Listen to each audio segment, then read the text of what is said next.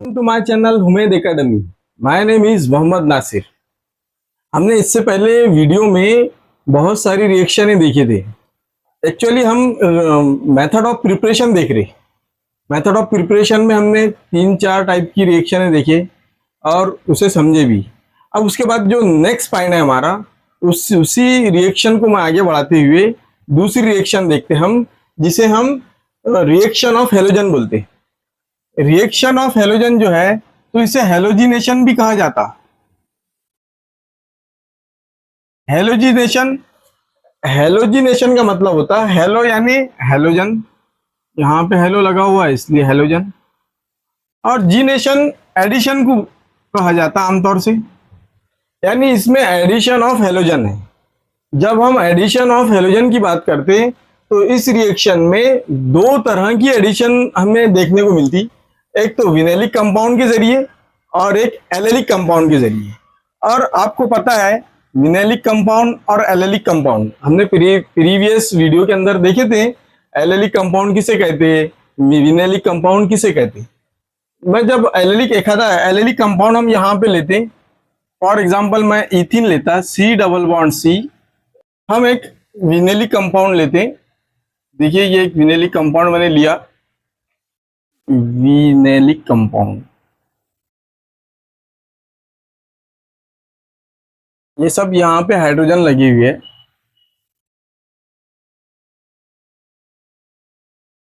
जब हम इसका हेलोजिनेशन करेंगे यानी X2 के जरिए, देखिए क्या होता। इसमें क्या होगा, ये विनेलिक कंपाउंड है, इसे हम इथिन भी कहा जाता, क्योंकि सी डबल बॉन्ड सी है और दो ही कार्बन है इसलिए इथिन। जब हेलोजिनेशन करेंगे हम इसका, तो एक तो ये तरीका होगा हमारा हेलोजिनेशन में कि ये जो डबल बॉन्ड है ये सिंगल बॉन्ड में कन्वर्ट होंगी। जब भी डबल बॉन्ड का हेलोजिनेशन होता है या उसकी रिएक्शन होती डबल बॉन्ड की, तो वो सिंगल बॉन्ड में कन्वर्ट हो जाती और दो बॉन्ड आजाद करती। इस तरह से देखिए कार्बन ये सिंगल बॉन्ड में कन्वर्ट तो हो गई और दो बॉन्ड इसके और लगेंगे यहाँ पे, तो ये हो जाएगा हमारे पास।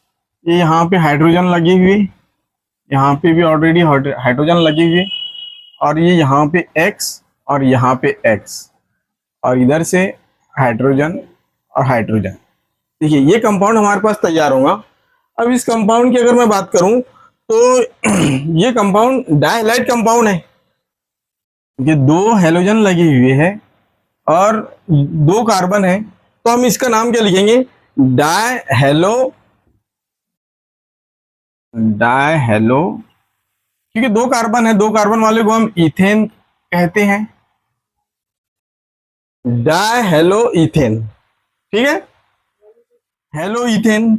अब देखिए कार्बन की हम लंबी जंजीर सिलेक्ट करते हैं, तो ये दो कार्बन है यहाँ पे, ये एक ये दो, इसलिए हम इसको लिखेंगे 1,2 डायहेलो इथेन। ठीक है, इसकी हम अगर पर्टिकुलर रिएक्शन देखें तो मैं पर्टिकुलर रिएक्शन लेता यहाँ पे, कार्बन डबल बॉन्ड कार्बन, फिर यहाँ पे हाइड्रोजन, यहाँ हाइड्रोजन, यहाँ पे हाइड्रोजन, यहाँ पे हाइड्रोजन।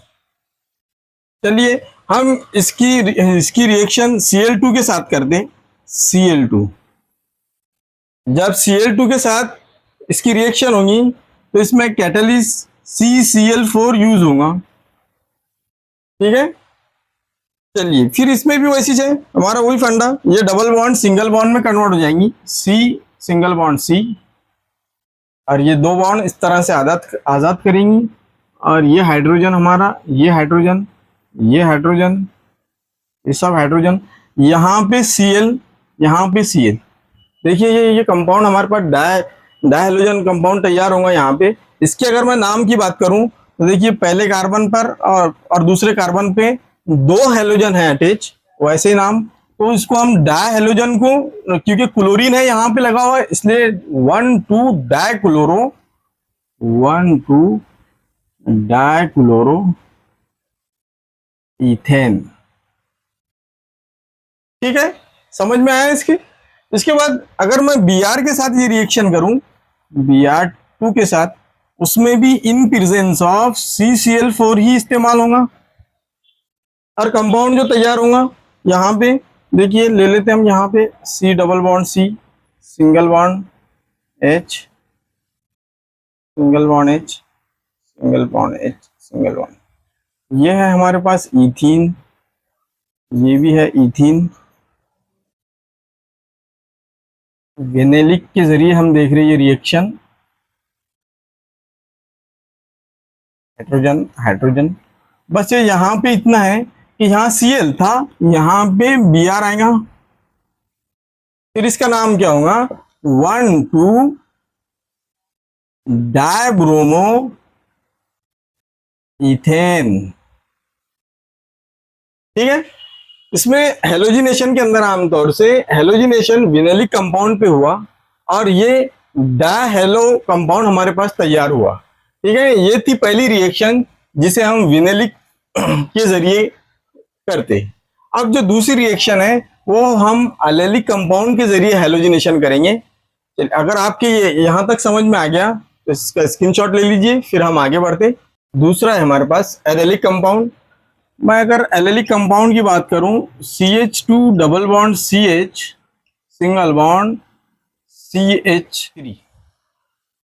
ठीक है, ये एक एलेलिक कंपाउंड है जिसे हम प्रोपीन कहते हैं। एलेलिक कंपाउंड क्यों है? क्योंकि डबल बॉन्ड पे डायरेक्टली इसके अंदर डबल बॉन्ड नहीं है। इसके पहले CH2 डबल बॉन्ड CH2 देखे थे हमने, तो वो वेनेलिक इसलिए था कि उसमें डायरेक्टली बस डबल बॉन्ड ही थी, लेकिन अब इसमें डबल बॉन्ड डायरेक्टली नहीं है। तो ये है प्रोपीन। प्रोपीन के साथ जब मैं Cl2 का अमल कराऊंगा, ये जो अमल होगा in presence of high temperature होगा। एट हाई टेम्परेचर पे ये रिएक्शन होती, तो इसमें क्या होता है, देखिए ये थोड़ा उससे डिफरेंट है। यहां पे क्या होता कि ये double bond as it is रहती, ये यहाँ पे CH3 है, ये CH3 में का एक हाइड्रोजन, मैं इसको Cl लिख सकता है ऐसा। इसमें का ये एक हाइड्रोजन Cl से मिलकर HCl बाहर निकालता। ठीक है, अब जो कंपाउंड यहां से Cl बाहर निकला, अब जो यहां इसकी जगह खाली हुई तो या इसकी जगह Cl ले लेगा, यानी कंपाउंड हमारे पास इस तरह से होगा CH2 double bond CH, single bond CH2 और यहां पे अटैच हो जाएगा Cl। ये कंपाउंड हमारे पास तैयार होगा। अब मैं इसके नाम की बात करूं तो ये जो है ना, तो हम इसका IUPAC से अगर नाम देखें तो देखिए हम इसमें सिलेक्ट द लॉन्गेस्ट चेन, इस तरह से चेन लॉन्गेस्ट चेन चुनी जाती। फिर उसके बाद नंबरिंग जब देते हम तो डबल बॉन्ड वाले कंपाउंड को प्रेफरेंस डबल बॉन्ड को दी जाती, यानी इस साइड से हम नंबरिंग देंगे 1 2 3। तो 3 पर क्लोरो आता तो हम इसको लिखेंगे 3 क्लोरो, क्योंकि ये प्रोपीन है, प्रोपीन है तो इसको इस तरह लिखा जाता, प्रोपीन है और पहले नंबर पे ये जो पहला जो कार्बन है उस पर डबल बॉन्ड है, इसलिए इसको इस तरह जाहिर करते 1 इन 3 क्लोरो प्रोप 1 इन। ठीक है, आपको क्वेश्चन इस तरह से आता है कि आप कैसे तैयार करोगे प्रोपीन से 3 क्लोरो प्रोप 1 इन। ठीक है, दूसरी रिएक्शन अगर से मैं लूं इसकी Br के साथ, CH2 double bond CH, single bond CH3 plus ये है हमारे पास प्रोपीन। Br के साथ अगर मैंने रिएक्शन किया तो देखिए यहां पर भी एट हाई टेम्परेचर होगा,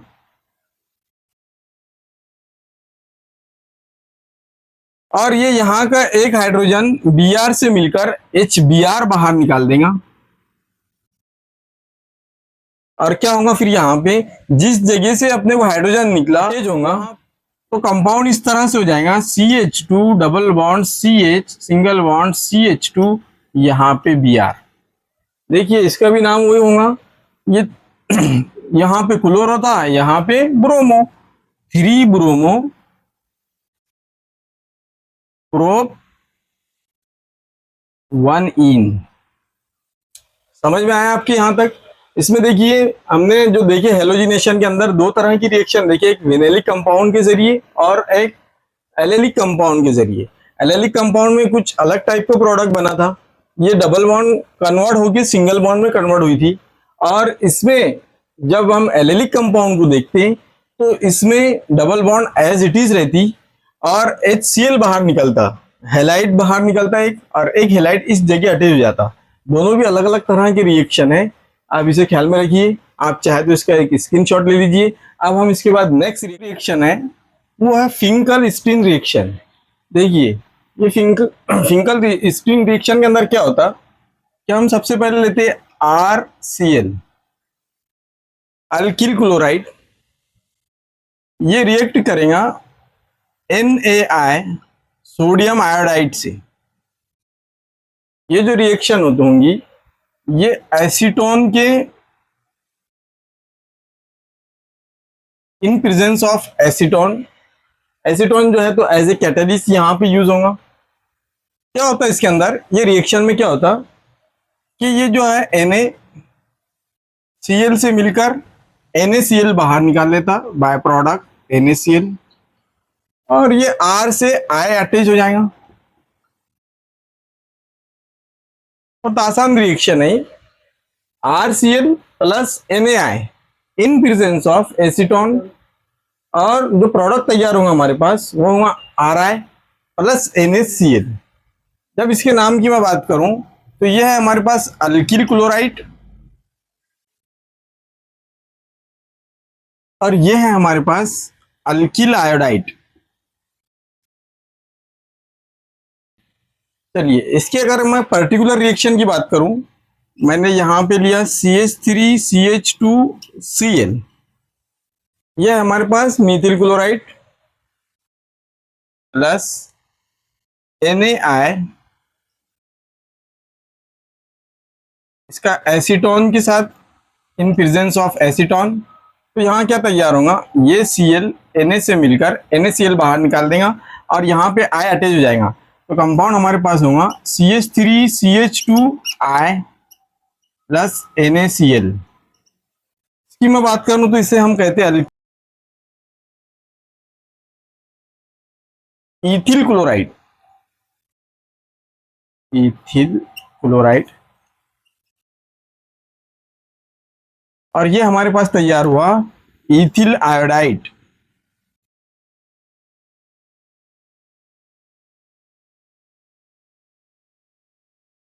ठीक है, देखिए ये रिएक्शन अगर समझ में आ गई आपके तो हम आगे चलते हैं। इसके बाद की जो नेक्स्ट रिएक्शन है वो है शॉर्ट्स रिएक्शन। इसमें क्या होता, इसमें हम लेंगे अल्किल क्लोराइड RCl, जब इसका अमल AgF से होगा। देखिए क्या होता है इसमें AgF में, वैसे इसके पहले जो हमने फिंकल वाली रिएक्शन देखे थे ना, सेम उसी तरह की रिएक्शन है, इतना कि यहाँ पे Ag फ्लोराइड है, AgF है, और वहां पे जो था तो NaCl और NaI था। ठीक है, तो इसमें क्या होगा कि ये जो अल्किल एलाइड है, ये अल्किल क्लोराइड है हमारे पास,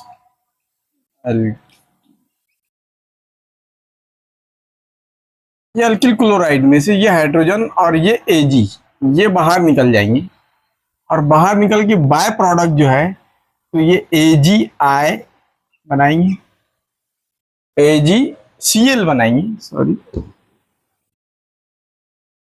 और ये जो R है ये फ्लोराइड से अटैच हो जाएगा, RF। अगर मैं इसके नाम की बात करूं तो ये है अल्किल फ्लोराइड,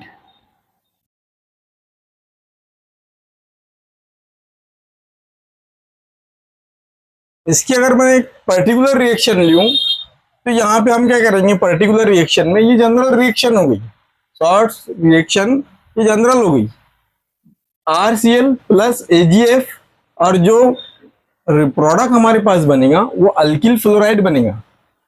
पर्टिकुलर रिएक्शन भी एक लेते हैं हम यहाँ पे, जैसे मैंने लिया CH3CH2Cl,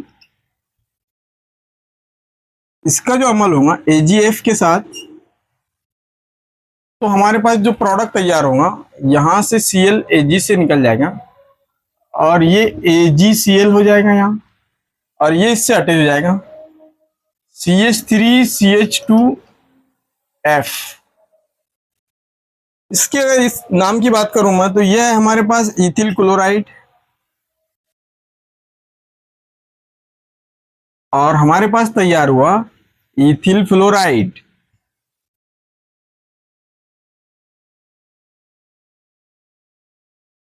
इथिल इथिल क्लोराइड से इथिल फ्लोराइड कैसे तैयार करते हैं हम, इस तरह की रिएक्शन है। ये हो गई यहाँ पे इसकी रिएक्शन। इसके बाद अगर ये आपके समझ में आ गया तो हम नेक्स्ट रिएक्शन की तरफ चलते। उसके बाद नेक्स्ट रिएक्शन जो है हमारी एरोमेटिक कंपाउंड वाली रिएक्शन है, जिसका नाम है electrophilic substitution of toluene. Toluene, ये हमने जब अपने को एरोमेटिक कंपाउंड के नाम दिए थे तो उस वक्त एग्जाम्पल में मैंने आपको बतलाया था कि जब एरोमेटिक रिंग हो और उस पर CH3 अटैच हो तो ऐसे कंपाउंड को हम टोल्यून कहते हैं। देखिए इस तरह का कंपाउंड, ये एरोमेटिक रिंग है। यहाँ पे अगर मैंने CH3 अटैच कर दिया तो ये होगा हमारा टोल्यून। ठीक है, ये याद रखना है आपको। जब इसकी इलेक्ट्रोफिलिक सब्स्टिट्यूशन रिएक्शन होती तो इसमें भी देखिए एडिशन ऑफ हेलोजन ही होगा इसमें, CH2 के साथ अगर मैं करता, CH2 के साथ, देखिए बहुत इंपॉर्टेंट रिएक्शन है। Cl2 के साथ जब अमल होगा इसका, तो इसमें भी इन प्रेजेंस ऑफ, इसमें दो तीन चीजें पूछी जाती है, इसमें हम कंफ्यूज कर लेते। ये Fe ये डार्क मीडियम में होगा, या फिर कभी कभी ये ना पूछते या ये ना डालते हुए वो, जैसे अगर खाली जगह वगैरह के जो क्वेश्चन आते ना तो उसमें ये ना डालते हुए वो FeCl3 डाल देता, FeCl3, तो ये भी एक सही है। या फिर क्या होता कि या फिर अनहाइड्रस AlCl3, ये तीनों में से कोई एक आता है इसमें इन प्रेजेंस ऑफ। तो आपको तीनों भी याद रखना है कि जब भी एरोमेटिक कंपाउंड का जो टोल्यून आएगा उसमें Cl2 या Br2 का के साथ ये रिएक्ट करेगा, तो उसमें ये तीनों में से कोई एक इन प्रेजेंस आएगा। ठीक है, जब हम इसकी इलेक्ट्रोफिलिक रिएक्शन कराते तो इसमें क्या होता है कि दो तरह के प्रोडक्ट हमारे पास मिलते। देखिए ये एरोमेटिक कंपाउंड और ये दूसरा,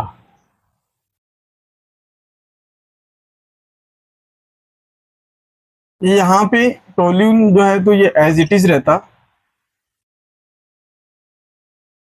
दो Cl है, एक Cl इस पोजीशन के ऊपर अटैच होता, दूसरा Cl इस पोजीशन पे अटैच होता। ठीक है, अब ये पोजीशन भी आपको पता है, हमने जब नाम देने के तरीके देखे थे तो उस वक्त ये पोजीशन भी मैंने आपको बतलाया था कि ये जो पोजीशन है ये ऑर्थो की पोजीशन है और इसे जाहिर करते O से, और जब हम इसका नाम लिखेंगे तो इसका नाम होगा हमारे पास O क्लोरो, क्योंकि ये टोल्यून के ऊपर अटैच है इसलिए इसका नाम टोल्यून रहेगा, O क्लोरो टोल्यून। इसी तरह ये जो पोजीशन है ये पैरा पोजीशन है, इस पोजीशन का नाम जो रहता तो P से हम इसे जाहिर करते, O chloro P chloro toluene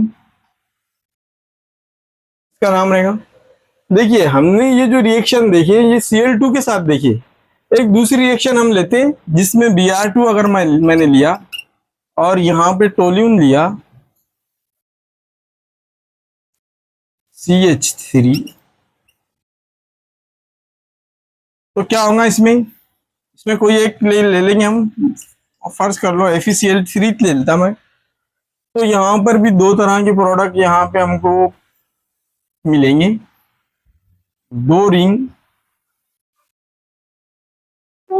पे CH3, यहाँ पे भी CH3 अटैच। देखिए यहाँ पे Br अटैच है और यहाँ पे Br अटैच है, इसका नाम क्या होगा, O ब्रोमो टोल्यून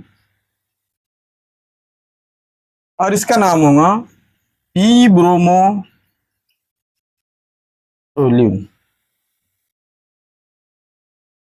देखिए ये रिएक्शन भी बहुत आसान है, एरोमेटिक कंपाउंड की रिएक्शन है। यहाँ पे ये तकरीबन सभी रिएक्शन यहाँ पे मेथड ऑफ प्रिपरेशन के खत्म हो जाते।